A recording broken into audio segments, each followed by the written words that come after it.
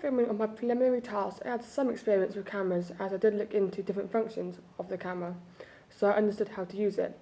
However, we were not given that much time to get used to the cameras and actually get used to using the functions. So whilst filming, we did have a little bit of a play around. However, most of the time it was set to auto functions, as this was easier for us to use. To start with, I did not really know how to use these functions. The only functions I was confident with were to zoom and how to change the focus of the camera. This resulted in very basic shots that were slightly out of focus. Also, during my preliminary task, I did break the 180-degree rule in multiple scenes, due to myself not taking this into consideration at all whilst filming. I am not really confident when using the XF100 and I can now pan track with the XF100 without losing focus and keeping it at a steady pace. Also, my framing is a lot better, especially when doing reverse shots.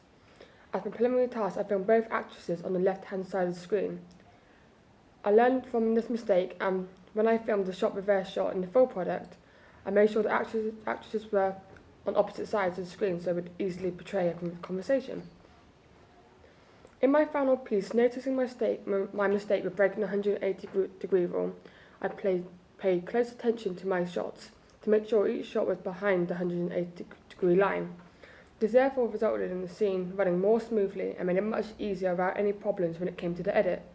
However, due to not wanting to break the 180-degree rule, I was unable to film some shots that I would have liked to film, but they broke the rule, and therefore these scenes had to be cut so the sequence could flow and look more professional. Another way I improved my preliminary task was timekeeping. When shooting the prelim task, I was very limited about the amount of time to film. Therefore, I did rush a lot when filming, just to make sure it was done and out of the way. This was not the best attitude to have whilst filming, as it led to many mistakes and with very bad quality.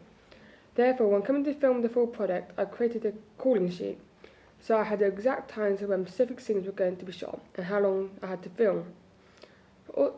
And also added in breaks for the actresses and actors. This meant on set ran a lot more smoothly, as everybody knew where they needed to be at what time and what scene was happening when. Also, if any time was left over from what I had planned, then I would utilise this time to film additional shots, so I had more of an option when it came to the edit. Therefore, my timekeeping did improve a lot more over the duration of the course. My media knowledge has also greatly improved since filming the prelim task, but this is down to me learning in lessons after the prelim task and gaining better understanding of how to shoot a professional opening sequence. For example, I learned about Enigma coding and props character theory, and therefore wanted to add more of this into my full product, as I believed it was effective for attracting the audience and making them want to watch more. Unlike my prelim task, before filming my full product, I mapped out a character profile for both actresses, so I had a clear understanding of the personality and attitude that the character should have. In my prelim task, I did not do this, instead jumped straight into filming with no explanation of what the character was like. This greatly helped when filming, as the actresses understood exactly how they should act and why the characters were like during the background story. Mostly, I improved my knowledge of the softwares, such as Premiere Pro. As with my prelim task, I knew how to do basic features such as cropping and cutting videos, and changing the brightness and contrast of the scenes. I deeply studied different functions of the Premiere Pro and found out how to do many different features like video transitions like cross-fading, dip to right and differ dissolve, to make the scenes flow better instead of jumping between scenes.